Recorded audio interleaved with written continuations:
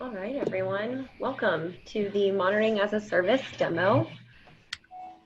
We are going to get started here with our first beer from Mill Creek Brewing. Hudson, are you?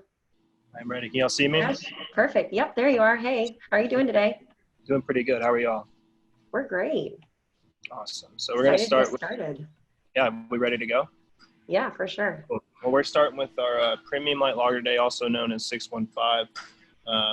It's very, very similar, but better than a Bud Light or a Mick Ultra. That's kind of our original thought of that, is to try to get something into the craft market where people who aren't so much into craft beer can have something easy rather than just jumping straight for an IPA or whatnot. So that's kind of our thought process with that. That's very, very easy crushable beer. Probably my favorite summer beer to have, especially when I'm out on the golf course. Can't go wrong there, of course. So it is, I mean, it's simple as it gets when it comes to it, honestly. There's not too much to it, which is what we like here at Mill Creek. We like to keep it simple, keep it approachable and crushable. So I hope everyone does enjoy that. Got it there. Sorry. Let's say I can't see everything on my screen right now, guys. I'm trying to figure that out real quick.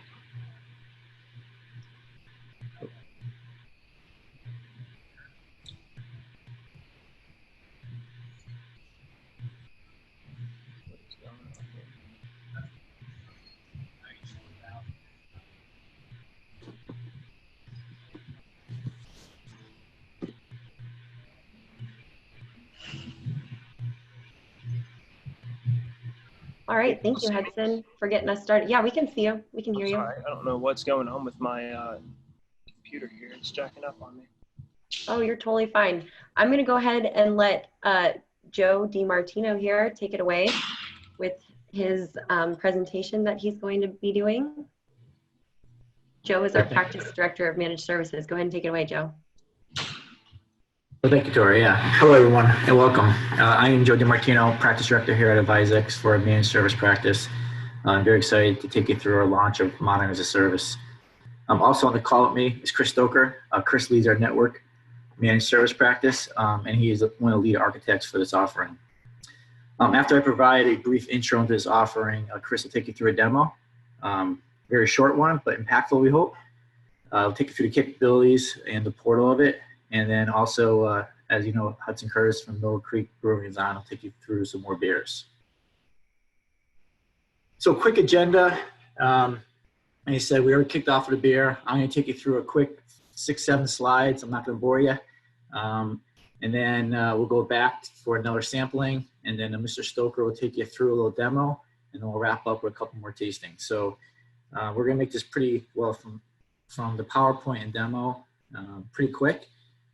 Focus on the important stuff at tasting the beer. So hopefully, if you have any questions too, please feel free to ask. There's a Q&A box, and obviously we can follow up after the meeting as well with any Q&A. So why MaaS? Sorry, this is not working like I thought it was going to be. Of course, there's always challenges. There you go. So why MaaS? Sorry about that. As many of you know, we have a 24/7 managed service offering already of full management capabilities. However, the past year, we've noticed during conversations with clients and prospects, requests are coming in for assistance with monitoring to help address a few what we view as common challenges and gaps. One of them, an overwhelming amount of feedback, was around the overall cost of existing and new monitoring tool sets. From the infrastructure to licenses, support costs, to capital expenditures, they were all adding up, and many wanted an OpEx cost rather than a big capital expenditure.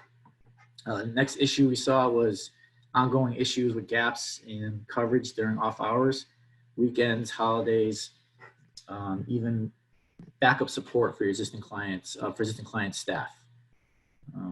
Another gap that was mentioned was overall monitoring solution, limitations on existing tool sets. Newer tool sets having the ability of artificial intelligence to help detect anomalies before they become issues. Some of the older ones, older tool sets and monitoring don't have that. And lastly, And again, this is just some of the things we ran into. So obviously there's more issues out there, but lastly is lack of meaningful reporting due to the ability to keep historical data. So based on that, we and the clients' conversations, we came up with MaaS and MaaS as a service. It's nothing new per se, but we wanted to package it and make it available to our clients. And this really is just to go over kind of what that is, how we deploy it, and how we offer it. What I want to do next is just take a minute to explain our service and deployment model. And then from there, I'll just go over quickly what MaaS and MaaS Plus is.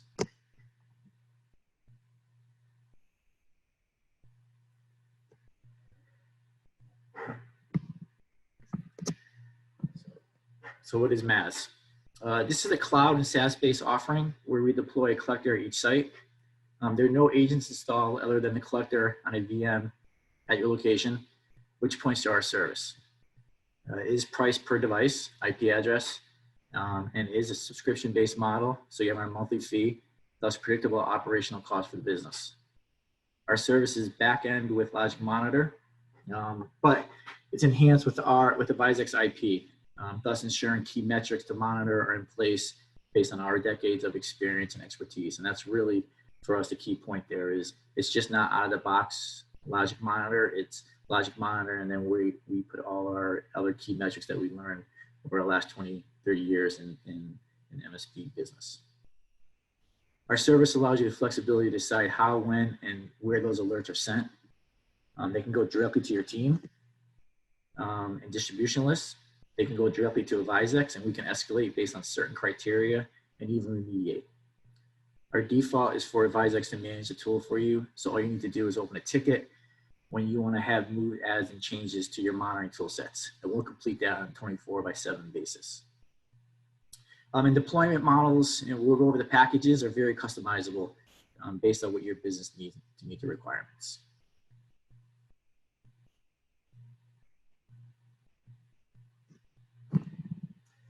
So a deployment model, quickly, as you can see, the collector send the data to our service collector at each location, and it's configured based on your requirements for how you want alerts to go. The alerts will go right into our monitoring service, and they can go directly to you. They can go directly to you during business hours and then to our desk after hours, however you want that set. We'll work with you on that. Also, what this is showing, you will have access to our portal where you can view alerts, drill down on alerts in real time, and run reports. Chris Stoker will show you a portal in the demo, and he'll be able to show you that you'll have access to whatever he's doing there, you'll be able to do as well. It is web-based, and you also have app on your phone as well to be able to get into the portal and or look at alerts as they come in.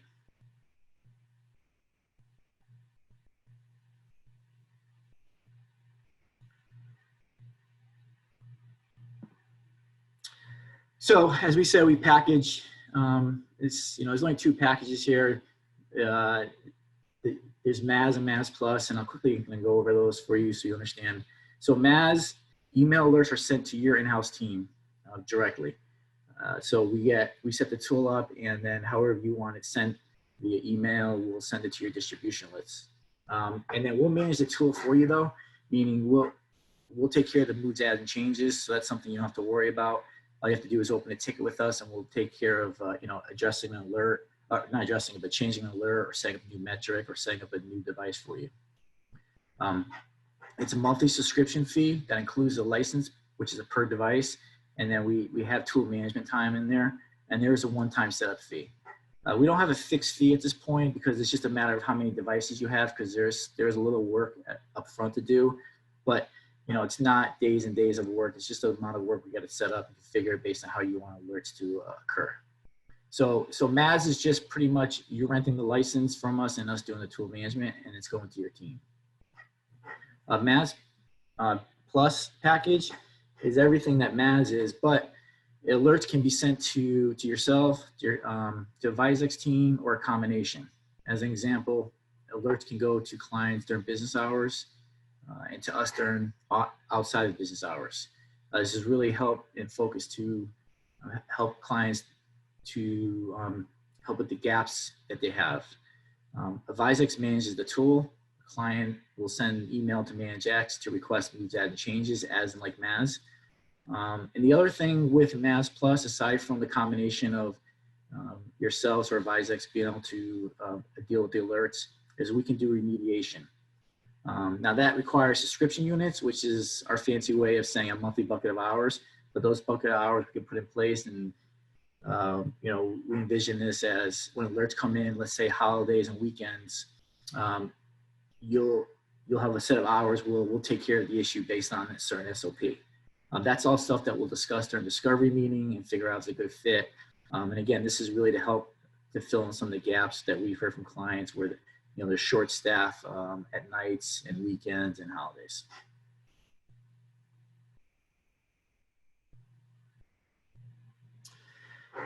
So as a summary, and like I said, this is a quick little presentation on my side. So I just wanted to arm you kind of what we're going with and what we're presenting. Before we go into the demo, I want to summarize our offer with stating that, you know, MaaS guards against outages by monitoring your IT stack. You can see here all the stuff you can monitor on the left-hand side. You know, the focus really is to help prevent and detect items before they happen: hardware failures, network failures, spikes, surges, to identify resource limitations, all that stuff before it happens. Our focus when we developed MaaS was to provide a solution for clients where we're providing you a predictable operational cost, a tool set that's going to have AI machine learning built into it, where you'll detect warnings and signs before they happen, thus limiting downtime, providing you a tool without capital expenditure, but more of an Advizex, where you'll have access to real-time dashboards. You'll have the data stored for 2 years. So that is key, because then that data stored you can draw upon and do trend analysis and reporting for 2 years of the data. And that's definitely one of the things we've heard from clients that was lacking. Flexible packages for 24/7. Again, we can work with you. If you want all your stuff, alerts to go to your team during business days, we can do that. And then off hours, we can take the alerts and remediate or start triage, whatever is going to fit for your model if we're flexible.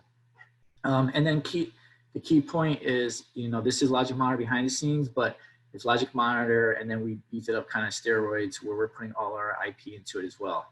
And we're going to take care of all the management side of it, so you don't have to stand this up. You don't have to do any maintenance or anything. It's going to be all of us that's managing it.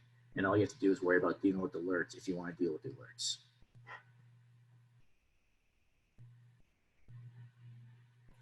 And again, to the left, you can see, you know, just out of the box, some of the things we're monitoring: network, servers, website monitoring, container applications. And we certainly can go over and deep dive into this at other points. You know, Chris Stoker will demo some quick things, but we can also demo all the components here that we monitor. So with that, I'm going to send you back to Hudson at Mill Creek. He's going to take you through another beer. And then at that point, Mr. Stoker will take you through the demo. By the way, the pour that Chris Stoker will be showing will come with the MaaS service, and you'll have the same capabilities that he's going to be demoing as well. Hey, Joe, real quick, if you don't mind, before you pass it off, there was one question in the Q&A. It was asking if there was an on-premises only model, or if the collectors all needed to report back to the cloud. I did answer that just so everyone's aware. It is a cloud-only model, and the reason for that is the collector is a real lightweight application. So you don't have to install any additional software packages. You don't have to manage or maintain any database systems. All the everything's reported back up to the cloud, and all of the data analysis and representations done from that perspective. Great.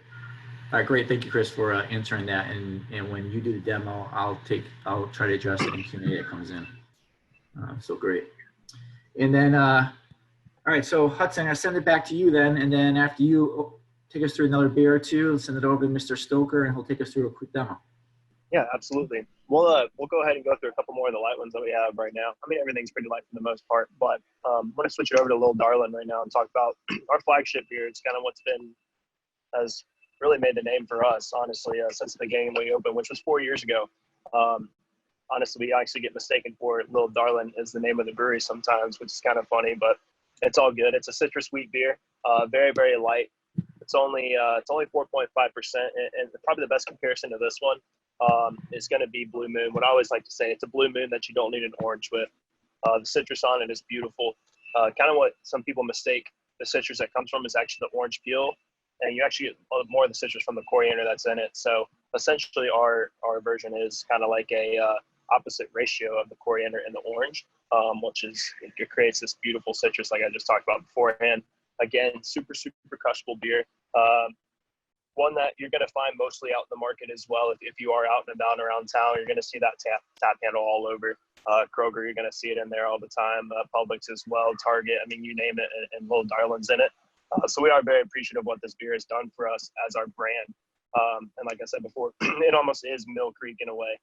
And it always will be, which we really are happy about. We really love that we can have one of those beers as a brewery. I think you kind of want that and need that rather than just constantly pushing out multiple different things and no one really has anything ever to hold on to, you know. So we're happy about that. And then another one that kind of tacks onto that is Landmark, which is a traditional malt lager. It's not going to be as light as the 615 or the premium light lager that you have here, even though it is still a lager. Going to have a little more bite to it, a little more nuttiness to it. If you kind of think more of a German style lager is a better way to put that. That also has been one of our very high selling beers, and it's going to be around town a lot. It's actually our number 2 selling beer since we've opened our doors, which again was 4 years ago. Super light, super crushable, 4.5%. Once again, keeping everything kind of in that range for the most part, 4 to 5%. One thing that I've kind of loved about this beer and what it's done for me personally is taken away from this and allows me to have a true craft lager, right? Kind of that's what this one is for us, rather than having the premium like we talked about earlier, which is very light. It's basically Bud Light essentially. So that's what's been really great for us. It sells Publix. It's been in Target. It's been in Kroger. It's been on tap everywhere on town as well. And one thing, actually, we have new ownership this year. Since last November, we're about a year of new ownership right now. One thing I'm very happy that they did is kept our core products, which is Landmark and Little Darling. They've allowed those continue to be our main focus. They allowed those continually grow and bring in and give us options to do these other things that we've done this year, and they've done very well. So we're very appreciative of that. We're very appreciative of our brewers that even though they've been making the same beer for 4 years now, they do it the same way every time. They keep it consistent and they do it right. You know, obviously, if you have a product that your brewers can get excited about and continually do the right way, and continually every time that batch goes in, you walk into the brewery, you know exactly what's in that tank over there. And there's something to be said about that. And that happens, I think, with our customers a lot. They walk in, they know it's Landmark, they know if Little Darling's in the tank. So it's got a story for us, and that's what's kind of awesome about these two beers. So that's kind of why I decided to put those two together and talk about those two at the same time. And I do hope everyone enjoys them. It is hard to stop drinking them, I'll tell you that much. So I don't know how well we'll be feeling at the end of this. I hope we're all feeling pretty good, but it's definitely a fun thing to continue to see grow. I will say that much. We've had our struggles for sure. Like I said, we got new ownership last year, but it has been Landmark and Little Darling's consistently brought us through and helped push us forward. And we can't wait to see how that continues to move forward in the future. But yeah, talk more. And you want me to do a couple more as well? Keep rolling with them, or? I think that was good for a minute, Hudson. Chris, are you ready to present?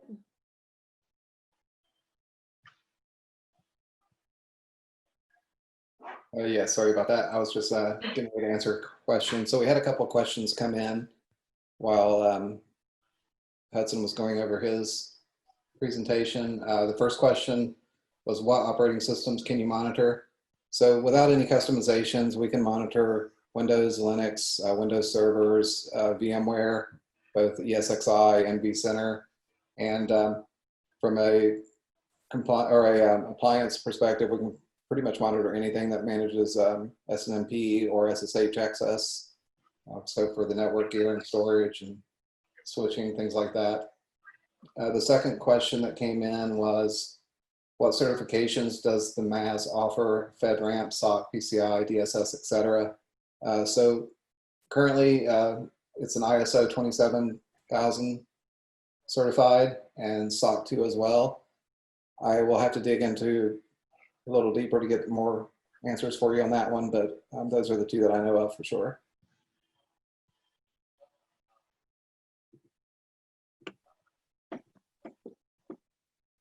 All right, with that being said, thank you, Hudson, for that, and I will get started with the demo.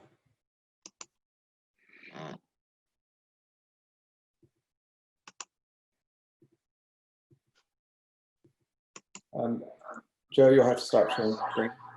Yeah, I think I just stopped. You should be good now.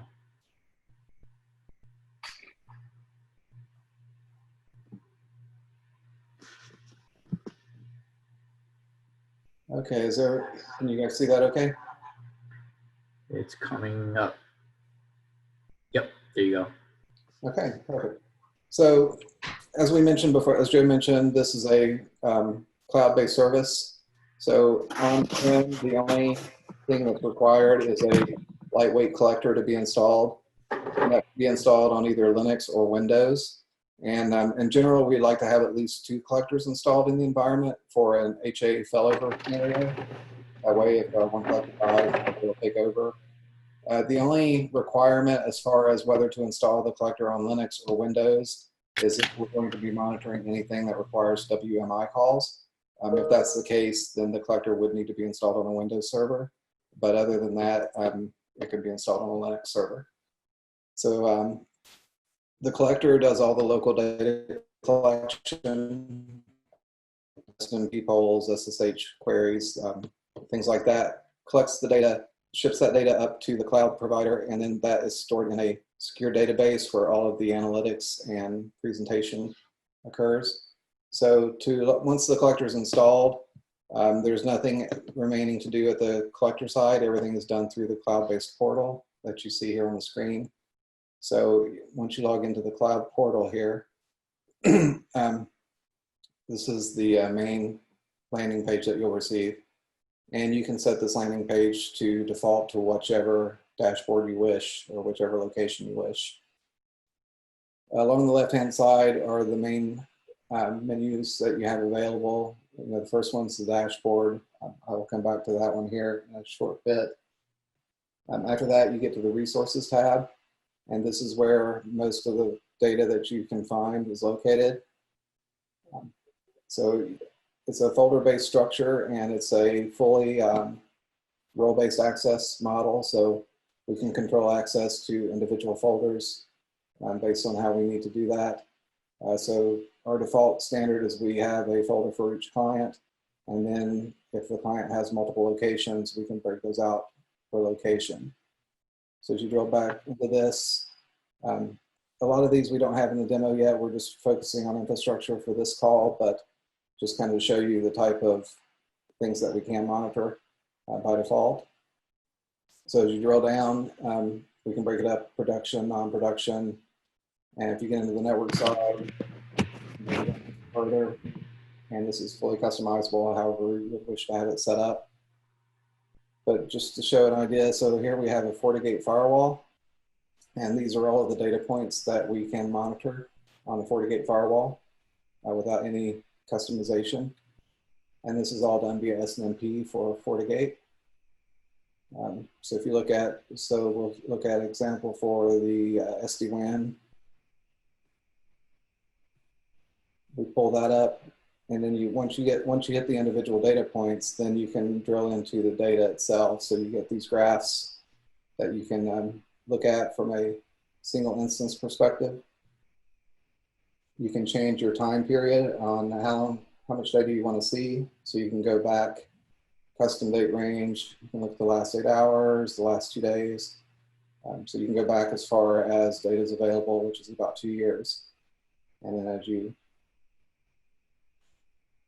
if you see spikes in data, if there's something you want to drill down into further and get more granular time periods, you can just drag and drop and zoom in, and then you can get the data into a more granular time frame window. So all of the data points are here. This is more where you're going to be doing most of your troubleshooting and looking for specific information. Another nice feature that we have here is if you, like on the spike that we saw, if we drill down to this, let's say we figured out what this issue was, we corrected it, but if you want to, you can add a note to this, attached to this particular instance, and you can explain what the issue was, what was resolved, and that note is stored in the database. So anytime you go back in history and you find this, if you want to go back in history to figure out what happened here, you can have the notes associated to that data point. You can also put individual instances into service downtime, which is basically maintenance windows. So if you're going to take this interface down, for example, you can put in a maintenance window here, just like with most other monitoring tools as well. So that was from a firewall perspective. All of your resources are here, so everything that's being monitored is in this folder structure. We can also monitor websites if this particular instance is an additional charge, but if you have an internal website or an external website that you like monitored, we can do multi-stage monitoring of those sites. If it's an external site, you can monitor it from different locations across the globe. So there's probes spread out across the US, Europe, Asia, and Australia. And if you set up a public-facing website, we can monitor it from that location. So you can get response time, you can get status, connection performance data. And you can also, if it's your own internal site, you can also do, again, the multi-stage testing. So you can get an overall view for all of the locations, and you can drill down into each data point to see what the response times were from the different locations, or you can drill down into a specific location. Mapping, so there's a basic level of mapping that we can do from the devices that we've discovered in the environment. So it just gives you a high-level topology map of what's been discovered.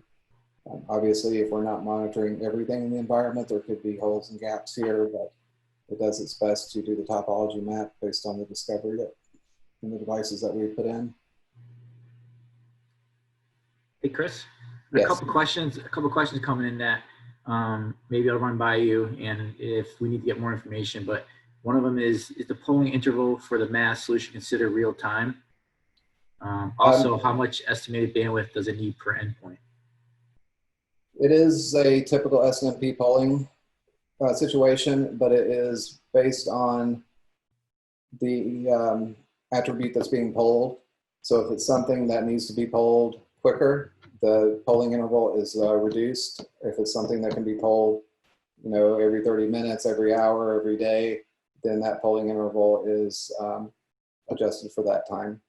So it's not a global, it's going to poll everything every 5 minutes. It's based on the data point that's being polled. Okay, and then we can dig into a little bit more about the endpoint, because maybe there's a parameter we're looking for, or some kind of estimates. Another question came in and said, can it do synthetic transactions on monitoring like applications? And right now, the MaaS service is rolling this out for our network web server type components, and for the database applications, that's coming very, very near term, so we'll be able to provide that. And then Chris, one more that you can answer, I would imagine, is does the login mechanism support OAuth, CML, Federation, or MFA? I believe it does. I know that it supports Active Directory integration. I will have to check on the other ones, but I'm almost positive that it does all of those. So I can get that information and send that out. Yeah, perfect. Thanks, Chris. Sorry to interrupt you. A couple other questions that popped in. Can your website monitor also detect changes to the site itself? It just depends on what the change is. You can, like I said, you can set up multi-stage testing, so you can have it log into the website. You can have it, try to pull down a specific file or a specific image. So there's different levels of testing that you can do. So if the change impacted one of those tests, then yes, it could detect that. But as far as content changes like that, and no, it would not detect that. And then another question is temperature monitoring per site. So it can do temperature monitoring. I mean, it's not going to do the monitoring itself, but it can monitor your UPS, your APC systems, your Liebert systems if they have their own management cards. So it can pull those and provide the graphs and data, which I'll actually show you an example of that when we get to it. Okay, so down here now we're on the alerts tab. So this is just a listing of all of your alerts. So it shows, you can open up the alert, get detailed information here. That's like a ticketing system if you want it to. You can acknowledge the alert. You can give information around the alert and detailed information about what the alert is. It'll also show you a concise graph of the issue. These alerts will stay, if you acknowledge the alert, you cannot manually close the alert. The alerts stay pretty much until the issue has cleared. So once this particular alert clears, like it just has, then that goes away. Reports, these are just custom reports that you can add. These are more of a inventory type reporting, bandwidth reporting, things like that. You can definitely take advantage of these and create your own reports. However, once we get back to the dashboard, you're going to see that's where you're going to get the most bang for your buck when it comes to the reporting piece. So now I'll jump back to the dashboards. You can pretty much build a dashboard with any information that you want. We are going to have some CAN dashboards out of the gate that we're going to provide by default. We can help you build your own dashboards if needed. You can build your own if you would like. But you can get anything that's, pretty much anything that's in the system, you can build a dashboard around it. So if you look at the just the basic like startup dashboard, this is just an alert dashboard. So you can get your green, yellow, red for your alert statuses. If you have devices in here at different locations, if we've got a location defined, you can view that on the map. So if you're, multi-location, that might be a nice feature to have. And then you can add just the individual alerts below this. Fully customizable. This is just a basic one that we built for as an example. But where you're really going to get interested is when we get into the individual devices and different graphs data that you can provide. So we'll start here with Active Directory and go through these real quick. So just for Active Directory alone, this is all the data that you can see and report on, get alerts on. I won't go through every one of these, but just to kind of scroll through these real quick so you can kind of get an idea of what you can see and what you can get from a Windows domain controller perspective, or I'm sorry, an Active Directory perspective. And a couple more we can look at. So there was one question about the temperature monitoring. So this is from an APC unit. So you can see here we can get the load statistics, the load, the capacity, reason for running a battery, the battery runtime. So it gives a lot of battery temperature. So it does give a lot of information and grasp that data. And again, you can change your time frame of what you want to see. We have another example here of a rack monitoring system. No, I'm sorry, I don't have that one on here. So for FortiGate firewalls, it reports on number of active IPsec tunnels, the VPN tunnels, web sessions, gives you active sessions. So all the data points that we're monitoring, we can also include those in a dashboard as well. Here's an example of, we can also do net flow. So if you want to point net flow to the collector, we can gather net flow data. So you can see the top sources, top destinations, top flows. For these widgets, you can also switch them around if you want to have a table view or a pie chart view. So that's easy to do here. And then you can also, if you want to change the time window here, it's global. You can change it for any screen that you're on. Nimble is an example that we have. So for Nimble storage, it reports on all the volume storage, utilization statistics, total IOPS, CPU load, IO latency, and then just volumes by total IOPS. So vCenter is a good one to look at. So this is from the vCenter server perspective. So we can get the CPU utilization, memory, file systems, the VSA information, network interfaces, throughput, and then you can also pull the individual ESXi servers as well to get additional information from the individual hosts.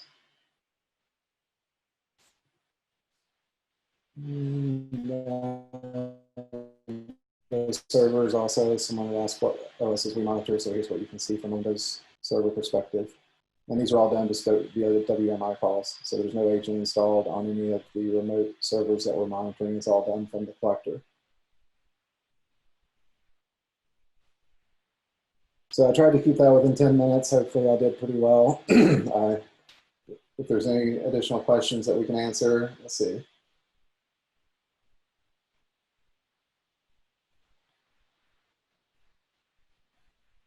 There was one question, does it support automated recovery processing, i.e. run a script upon failure, restart services, etc.? It is a full script, it does have full scripting capabilities. That would be something custom that we would have to develop and build out based on a use case. But it does support full scripting capabilities to run scripts. And yes, you can, another question that came in, can you create dependencies for services and applications? Yes, you can.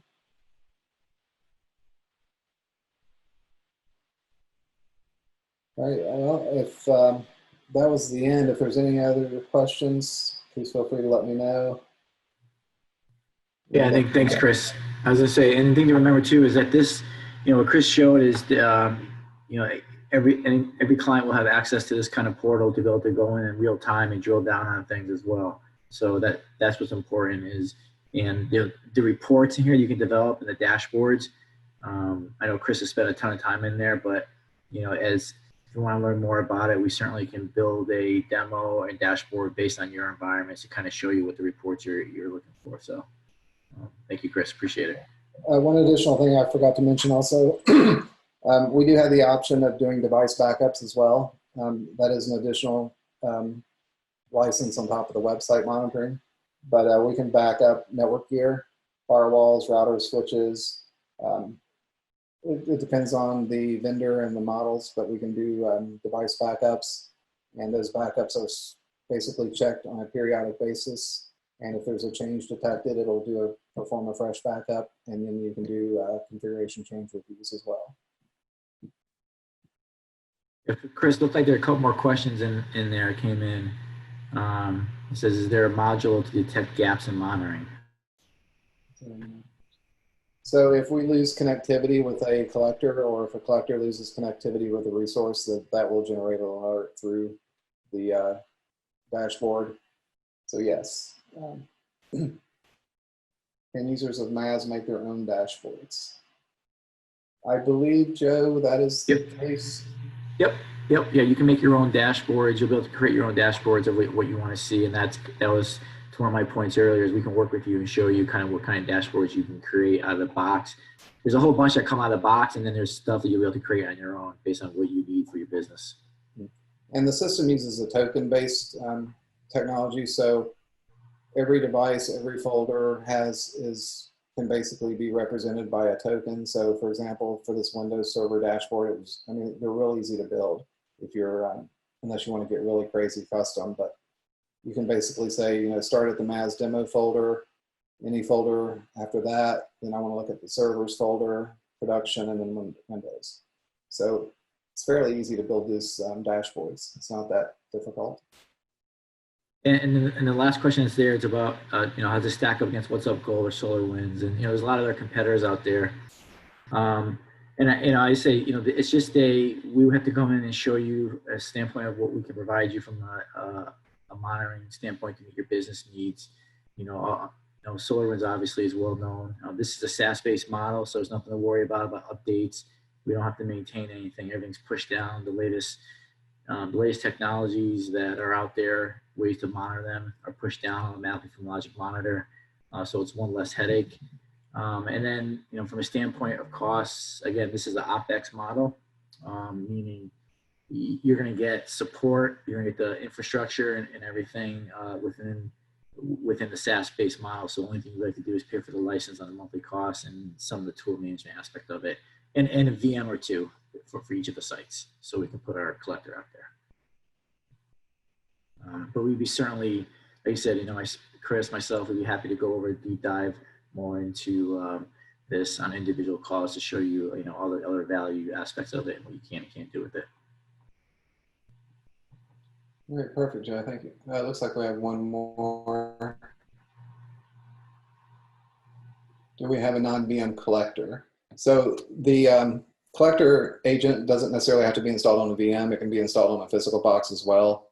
Generally, what we would do is we would provide an OVA if that was something that you would like. It would be a pre-built OVA that you could just install in your virtual environment that would have the server built, the firewall configured, everything SNMP set up, and then all we'd have to do is install the collector. If you don't want that route, then yes, we can install the collector on a physical machine.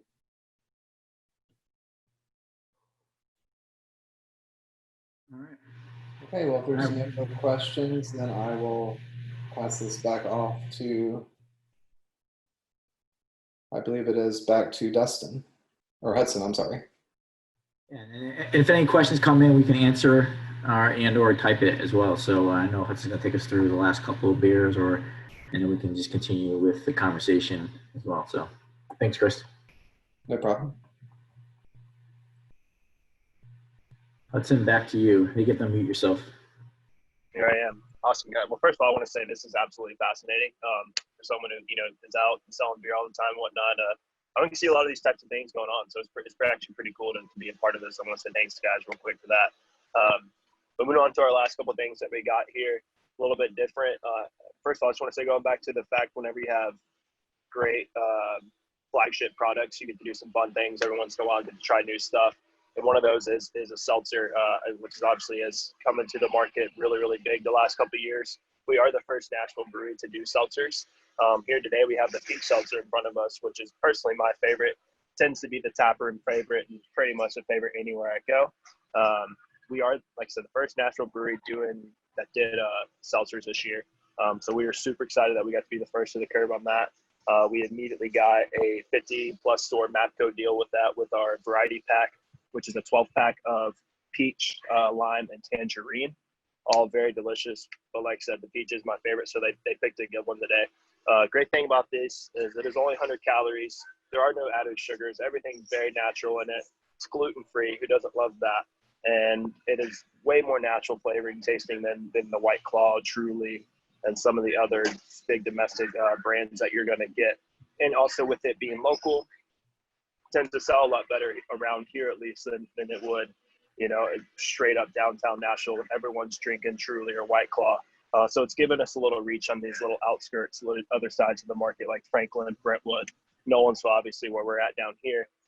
So that's just something that's been kind of awesome for us. We've been able to put that out at a lot of events this year. That's really helped it grow. Obviously with COVID and everything that happened, we didn't get all the big keg sales that we wanted out of it, which is fine. We'll be able to do that next year. But with it having the chance to grow in the variety packs, actually might have been doing better off for it, because now next year when we get to it, like I said, peach is a favorite. We know what people are going to like. We can put those out to the masses, and hopefully we can get that downtown everywhere.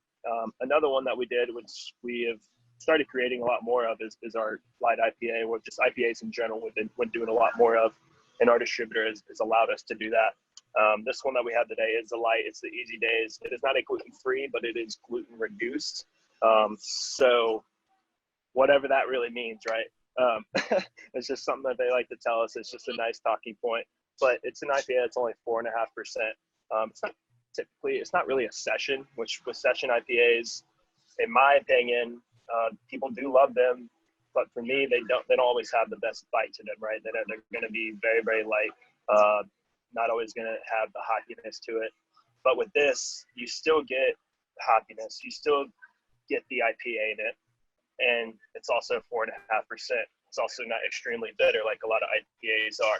So it really is kind of the best of both worlds of being an IPA and also being a light drinking, easy to drink, crushable beer. I know down in Wild Hair in Spring Hill, it sells like crazy. At least that's what they tell me, which I love to hear it because it needs a place. It really does. It's also in a variety pack that we do of our IPAs, which is we have a West Coast style and then a hazy, which is the New England style. That's called our Days Craze pack. You can find those also in Kroger, pretty much exclusively in Kroger. Should be in Twice Dailies here soon, but that's a 15 pack for $17.99. It's probably the best deal out there. That's why Kroger's ordered so much of it. It's got to be one of the fan favorites when it comes to the lighter IPAs / session types. And it's done really, really well for us in our tap room here as well. So we're super excited about that. And finally get to this last one, Necessary Trouble. It's got to be one of my all-time favorite beers that we ever created. I'm a huge stout fan. This year's an oatmeal stout. And we got crystal and chocolate malts in this, and as well as the golden naked oats, roasted barley. I mean, all around us, just a very well-rounded beer. It's very well brewed. The guy, Aaron, who's our head brewer, absolutely knocked it out of the park. It's his first time doing just a traditional oatmeal stout. We've always done a coffee or something like that. So I can't say enough about how good of a job he did, and the response that we got from it has been fantastic, especially with it being the first time we really put out an oatmeal stout. I mean, I think I got rid of like all my kegs that I already have without them even hitting our distributor yet. So that says something about it. And this will also be able to find in Kroger coming soon. It'll be a seasonal, which by the way, guys, we have 6-7 different types of beers in Kroger right now. Which has been fantastic for us. I believe that's right up there with Yazoo, Black Abbey, all the big dogs. So we're very, very proud about that. And the fact that pretty much everything we're putting out right now, they're accepting and bringing in and giving it a shot. I think that's a great place to be in as a company overall, especially a company who has come back from some hard times. So we're really excited about that. I'm going to have to open this up in a second myself as soon as I finish my little darling.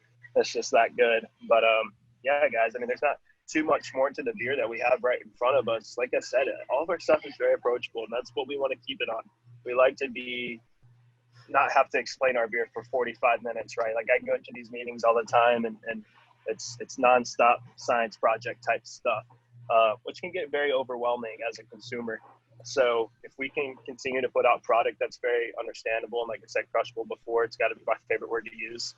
And I think we're going to continue on this path of success that we have, and we'll continue to get to do things like this where we just get to push it out and get our name out there, and hopefully it reaches some people that are in this group right now. And y'all head to Kroger and get you some Mill Creek, and that'll be filled up in your fridge, and you'll see that shield that's right behind me. You're going to see it a lot more out in the market. But again, just super appreciative of the opportunity to be able to sit here and talk about some of this beer today. It has been a very fun journey. I've been with us for 2.5 years now, so been through the good and the bad. I've bounced around. I've been a GM of our tap room, and now I'm in sales, and looking to move forward and move on up even more so. So, yeah, I mean, I'll answer anything y'all have. I guess these two, if y'all want to leave me on a question too, would love to say anything about this place. I am on our tap room right now, actually down in Nolensville. Hey, Hudson. This is Joe DeMartino. So I'll be the one to admit that I'm a big stout fan in the fall and winter. I'm from Connecticut, so I like to have a stout by the fire and when it's chilly out. And I didn't wait till last night. I didn't wait till today. I actually had the stout last night. I'll admit that. But it was very tasty. There's up here in the Northeast, there's some really, as you know, a ton of breweries. For sure. My favorite. And so in the stout I had, it was very tasty, and I really enjoyed it. So thanks. That's awesome. Yeah. And what I like about it too, and one thing that gets lost on me in some stouts is actually, I think it gets too roasted, which when it turns eventually a coffee flavor, right? Which is great if you're making a coffee flavored beer, but if you are just trying to get a stout and you're going to call it just an oatmeal stout or just a normal, whatever the stout may be, and it comes out tasting like coffee, it kind of, in my mind, it loses me sometimes. So with this, I think they did a great job of keeping the roast flavor and not letting it surpass that turning into a coffee flavor essentially. and it's still got a little bit of that sweetness there as well without it being over sweet. And then it finishes nice with that roast bitterness. So it really is a tasty beer. Like I said, it's our brewer's first time doing a traditional one. So I think he knocked it out of the park, and I can't wait to see what he does next with the next stout that we have coming out here pretty soon. Great, thank you. Hudson, you got a question in the chat. Are there What any is it? plans to get on the shelves at Giant Eagle? They'll be looking up there in Cleveland. Giant Eagle up in Cleveland, Ohio? Yes. Or Clevelandton? Okay, yeah. Next year, we do have some conversations with expanding our distribution. I can't say specifically where those are going to be at, what states that's going to be in, but we have lots of people calling on us right now, wanting us in there. So that's pretty fun and exciting, and I do know that area actually is one of those people. So hopefully we can work out something with them, and we can make it work within, you know, this next year or the year after that. So I do expect to see us somewhere around there for sure. Good, great. Yeah. Anything else?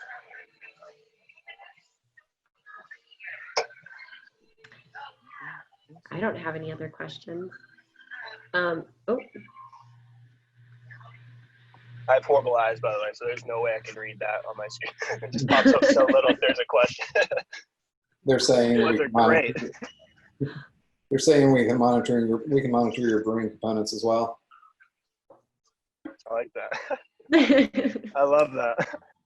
I mean, that's all. Actually, I was kind of thinking about that, watching all the graphs. It's like all this is very, it relates, right? Like that's every type of things that we need to look at in order for our growth to be able to continue. We got to be able to have those types of the data points and whatnot, and something that's very beneficial even to something as simple as, I guess, beer. So I think it's pretty cool how this really relates. all right. Well, Joe or Chris, did either one of you guys have a bonus question for us? We do have an additional 6-pack here to give away if either one of you guys had a question to ask the chat. Well, you're putting us on the spot. I didn't come up with a question. Okay. Well, then we can do a raffle. Well, All right, yeah. I can come up with a question. Oh, Chris, There you go. perfect. So we mentioned the collectors and the collector requirements, and we said that it could be installed on either Linux or Windows. What was the reasoning for picking one over the other? First person to answer in the chat correctly gets an additional 6-pack. Oh, Eric Anderson. Eric Anderson, you got it. And I'll throw, how about, I don't know if this is even possible, but I can throw in, like, whichever one you like best, I'll throw in another 6-pack too for it. Just of that specific beer. If that's okay. I'm just throwing stuff out here, guys. Sweeten the deal. I like that. Yeah. All right. It was Eric Anderson, but he works with Advizex, so. That doesn't count. Yeah, we don't want an employee. All right, Advizex employees, you're not allowed to answer. How's that sound? Okay, First rule. We'll do another question then.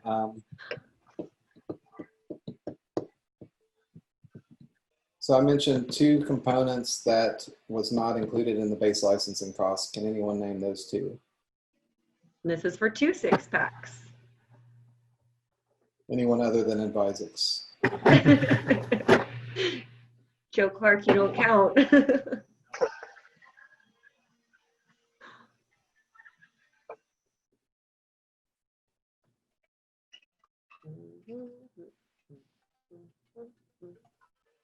Kirk McCann? Looks like Kirk McCann got the answer. Website monitoring and device backups. Perfect. All right, Kirk, you will be receiving 2 additional 6-packs. Congratulations. Love it.